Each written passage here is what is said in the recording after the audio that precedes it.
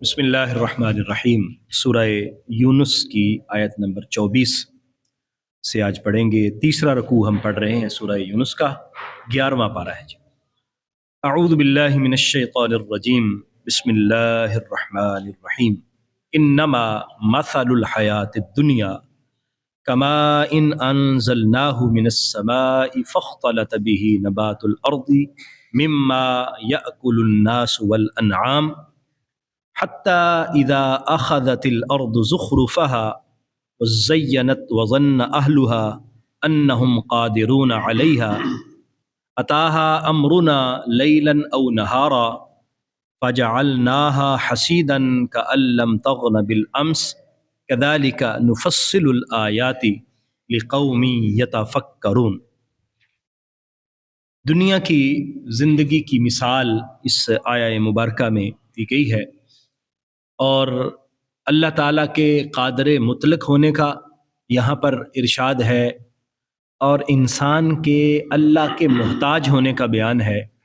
انسان کتنا ہی زیادہ اپنے آپ کو قادر سمجھ لے اور کتنا ہی اپنے آپ کو سمجھدار سمجھ لے، لیکن بہرحال اللہ کے رحم و کرم پر ہے اور اللہ کی قدرت کے تحت ہے۔ انسان جیسی بھی زندگی گزار لے، بہرحال اس کو زوال ہے، اور دنیا کی زندگی کی مثال فنا ہونے والی ایک چیز کے ساتھ دی گئی ہے، یعنی بہرحال یہ عارضی پن ہے اور یہاں مستقل کچھ بھی نہیں ہے۔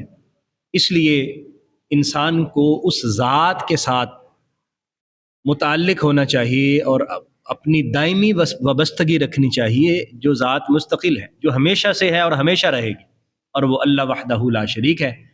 اس لیے فرمایا کہ دنیا کی زندگی کی مثال کیسے ہے کہ انسان نے بیج ڈالا، بارش ہوئی، پودے نکلے، سرسبز و شاداب، فصلیں لہلہانے لگیں، اور اس کے اوپر پھولدار اور پھلدار یعنی پھول بھی لگ گئے، پھل بھی لگ گئے، اور انسان نے سمجھا کہ اب یہ تو میری کھیتی ہے، اب تو میں اس پر قادر ہوں، لیکن یکدم سب کچھ کیا دھرا وہیں رہ گیا۔ آندھی طوفان آیا، اللہ کی طرف سے آزمائش آئی، اور ایسا ہوا کہ یہاں پتہ نہیں کچھ تھا بھی کہ نہیں تھا۔ اور میں زندگی بھی اسی طرح ہے، انسان جوانی کی عمر تک پہنچتا ہے اور بعض اوقات وہ بھی نہیں پہنچتا، اور سمجھتا ہے کہ اب میں جوان ہو گیا ہوں، اب میں کچھ کرنے کے قابل ہوں، اب میں یہ کروں گا، اب یہ کروں گا۔ اللہ کی طرف سے فرشتہ اجل آتا ہے اور سب کچھ وہیں کا وہیں رہ جاتا ہے اور کچھ بھی نہیں بچتا۔ فرمایا یہ عارضی زندگی ہے، لیکن دائمی زندگی آخرت کی ہے، اور انسان کو اس کے لیے اپنی کوشش کرتے رہنا چاہیے۔ انما مثل الحیات الدنیا، دنیا کی زندگی کی مثال کماء، پانی کی طرح ہے، انزلناہ من السماء، یعنی دنیا کی زندگی کی مثال ایسے ہے جیسے ایک پانی ہو۔ اب ایک منظر کو تشبیہ دی جا رہی ہے، انزلناہ من السماء، کہ ہم نے آسمان سے اسے نازل کیا، فاختلط به نبات الارض، زمین کی کھیتیاں اس سے شاداب ہو گئیں، زمین کی کھیتی اس سے اگ آئی، مما یأکل الناس، جس میں سے لوگ بھی کھاتے ہیں، والانعام، جانور بھی کھاتے ہیں۔ پانی برسا، زمین نے اپنی کھیتی باہر نکالی، سرسبز و شاداب ہو گئی، اب وہ اناج لوگوں کو سامنے نظر آ رہا ہے، پھل نظر آ رہے ہیں، جس سے لوگ بھی کھاتے ہیں، جانور بھی کھاتے ہیں۔ حتیٰ اذا اخذت الارض زخرفها، حتیٰ کہ جب زمین نے اپنی زیب و زینت لے لی، زخرفہ یعنی خوبصورتی، زمین نے اپنی خوبصورتی پکڑ لی، یعنی زمین خوبصورت ہو گئی، وزینت، اور مزین ہو گئی، وظن اہلها انہم قادرون علیہا، اور زمین والوں نے یہ گمان کیا کہ اب تو اس پر قادر ہیں، اب یہ ہماری کھیتی ہے، اب بس ہم اس کو کاٹیں گے اور اپنا جو بھی ہمارا اناج ہے وہ ہم حاصل کریں گے، اب تو ہمیں کوئی بھی کچھ نہیں کر سکتا۔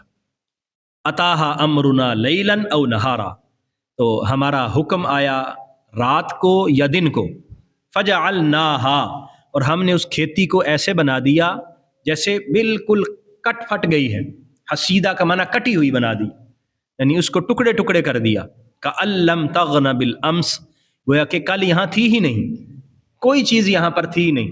آدمی دیکھتا ہے کہتا ہے یہاں پر کیا تھا، کچھ بھی نہیں. کذالک نفصل الآیات، اسی طرح ہم تفصیل کے ساتھ نشانیوں کو بیان کرتے ہیں. لقوم یتفکرون، اس قوم کے لیے جو غور و فکر کر.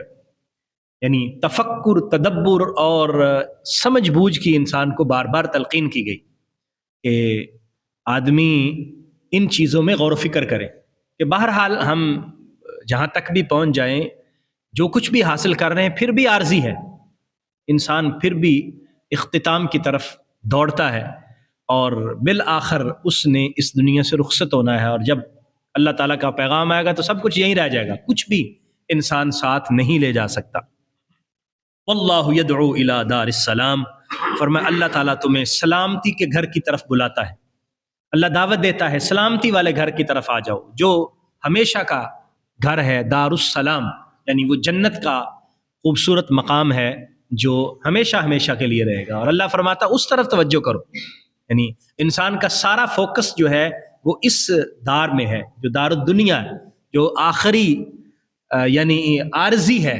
انسان اس طرف متوجہ ہے، ساری توجہ اس کی طرف. لیکن آخری جو انسان کی رہائش گاہ ہے اور جہاں سے پھر انسان کو کہیں نہیں جانا، اس کے لیے انسان کی دگ و دو کتنی ہے، یہ توجہ کرنی چاہیے. وَيَهْدِي مَن يَشَاءُ، اور اللہ تعالیٰ ہدایت عطا فرماتا ہے جس کو چاہتا ہے. اِلَى صِرَاطٍ مستقیم، صراط مستقیم، سیدھے رستے کی ہدایت اللہ تبارک و تعالیٰ کے فضل اور اس کے کرم سے ملتی ہے. اس لیے انسان کو سیدھے رستے کی ہدایت مانگنی چاہیے. اس لیے ہمیں اہدنا الصراط المستقیم کی تلقین کی گئی. ہم نماز میں ہر رکعت کے اندر یہ دعا مانگتے، اہدنا الصراط المستقیم، یعنی صراط مستقیم تو اللہ نے عطا فرمانا ہے، تو ہمیں اس کی بارگاہ میں ہمیشہ دعا گو رہنا چاہیے. للذین احسنوا، وہ لوگ جنہوں نے اچھے کام کیے، نیکیاں کیں، الحسنہ ان کے لیے اچھائی ہوگی، وزیادۃ اور زیادہ بھی ہوگا. یعنی جنہوں نے نیکی کی اس نیکی کا ان کو اجر ملے گا، اور اللہ اس نیکی کے اجر کے علاوہ اور بھی عطا فرمائے گا. جتنا اس نے کیا اس کا تو ثواب مل گیا، لیکن اللہ تبارک و تعالیٰ صرف اتنا ہی نہیں دے گا، اور بھی دے گا. ولا يرحق وجوہہم قتر ولا ذلہ، اور ان کے چہروں کو کوئی رسوائی اور ذلت نہیں پہنچے گی. یعنی ان کے چہروں پر نہ رسوائی چھائی ہوگی اور نہ ذلت چھائی ہوگی. قیامت کے دن قرآن نے کہا نا، قیامت کے دن کچھ چہرے روشن ہوں گے، چمک رہے ہوں گے، اور کچھ چہروں پر سیاہی چھائی ہوئی ہوگی. لیکن جو نیک اعمال کرنے والے ہیں، اللہ کے حکم کے مطابق زندگی بسر کرنے والے ہیں، ان کے چہروں پر نہ تو رسوائی ہوگی نہ ذلت ہوگی، بلکہ وہ چمک رہے ہوں گے اور خوش و خرم ہوں گے. اولئک اصحاب الجنہ، فرمایا یہی لوگ ہیں جو جنتی ہیں.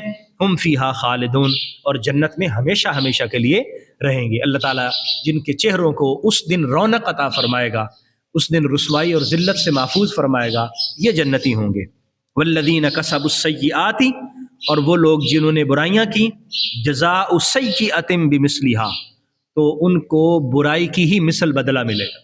جس طرح اس نے برائی کی اتنا ان کو بدلہ مل جائے گا. وَتَرْحَقُهُمْ ذِلَّةٌ، اور ان پر ذلت بھی چھائی ہوئی ہوگی. یعنی قیامت کے دن جب اللہ کی بارگاہ میں جائیں گے تو دنیا میں جو اعمال کیے ہوں گے، ان برے اعمال کی وجہ سے ان پر ذلت بھی، رسوائی بھی چھائی ہوئی ہوگی، اور چہروں پر نحوست ہوگی، سیاہ ہوں گے، اور ان کو کوئی نیکی کا جہاں پر نیکیاں تو کی نہیں ہوں گی، اور جو برائیاں کی ہوں گی وہ ان کے سامنے ہوں گی. ما لہم من اللہ من عاصم، اللہ سے بچانے والا کوئی نہیں ہوگا. کأنما اغشیت وجوہہم قطعا من اللیل مظلما، ایسا لگے گا جیسے ان کے چہروں پر، یعنی اغشیت وجوہہم، ان کے چہروں کو ڈھانپ دیا گیا ہے، قطعا من اللیل مظلما، تاریک رات کے ٹکڑوں سے. تاریک رات کے قطعے ٹکڑے ایسے لگیں گے جیسے ان کے چہروں پر مل دیا گیا اور چہروں کو ان سے ڈھانپ دیا گیا، ایسے سیاہی چھائی ہوئی ہوگی. اولئک اصحاب النار، یہی جہنمی ہوں گے، ہم فیہا خالدون، اور اس میں ہمیشہ ہمیشہ کے لیے رہیں گے. تو یہ جو آیات مبارکہ ہیں، اس میں اللہ تبارک و تعالیٰ نے پوری زندگی اور زندگی کے بعد کا سارا رزلٹ ہمارے سامنے رکھ دیا کہ یہ زندگی ہے، بچپنا ہے. جیسے بارش نازل ہوئی اور ابھی زمین نے اپنی کھیتی نکالی، یہ بچپن ہے. وہ کھیتی بڑی ہوئی، یہ جوانی ہے، اور اس پر پھل پھول لگا، اب انسان زندگی میں اپنے کام کاج پہ آ گیا اور یکدم سب کا سب ادھر ہی رہ گیا. یہ موت کی طرف اشارہ ہے کہ انسان کو جب موت آئے گی پھر کچھ بھی نہیں باقی بچے گا. پھر ہوگا کیا؟ دو چیزیں ہیں، نیک اعمال ہوں گے یا برے اعمال. نیک اعمال ہوں گے تو اللہ تبارک و تعالیٰ کرم فرمائے گا. اب یہاں دیکھیں فرق دیکھیے، اللہ کی رحمت اور مہربانی دیکھیے. پیچھے جو آیا مبارکہ تھی اس میں اللہ نے فرمایا کہ جنہوں نے اچھا عمل کیا ان کو اچھائی ملے گی وزیادہ، اور زیادہ بھی ملے گا. لیکن جب برائی کا ذکر آیا تو فرمایا کہ جس نے برائی کی اس کو اس کی ہی مثل بدلہ ملے گا. اب اللہ کا فضل اور کرم دیکھیں، اگر ہم نیکی کریں گے تو اللہ اس نیکی کا بدلہ بھی عطا فرمائے گا اور زیادہ بھی عطا فرمائے گا. لیکن اگر ہم سے کوتاہی ہو جاتی ہے تو جتنی کوتاہی، غلطی، گناہ کیا اس کی سزا بھی اتنی ہی ہوگی، اس میں اضافہ نہیں ہے. یہ اس مالک کی مہربانی ہے کہ وہ ہم پر فضل فرماتے ہوئے فرماتا ہے کہ نیکی کرو گے تو بدلہ بھی ملے گا اور میں اضافہ بھی دوں گا اور اس پر کرم بھی فرماؤں گا. لیکن اگر غلطی ہو گئی تو غلطی کے جتنی کی ہے اتنی ہی سزا.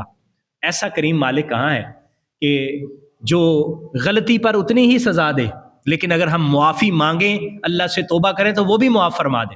اور اگر سچے دل سے اپنے برے اعمال سے رجوع کر لیں اور پھر اللہ کی طرف ہم صحیح معنوں میں اللہ کے ہو جائیں تو اللہ تبارک و تعالیٰ پھر صرف ان گناہوں کو معاف ہی نہیں فرماتا بلکہ ان گناہوں کو نیکیوں میں بھی تبدیل فرما دیتا ہے. یہ مالک، یہ رحیم، یہ کریم، وہ غفار، وہ غفور، وہ کریم مالک ہے جو ہمیں اپنی رحمت کی طرف بلا رہا ہے. یدعو الی دار السلام، وہ ہمیں سلامتی کے گھر کی طرف بلاتا ہے. اللہ تعالی ہمیں اس کی طرف جانے کی اور استقامت کے ساتھ آگے بڑھتے رہنے کی توفیق عطا فرمائے.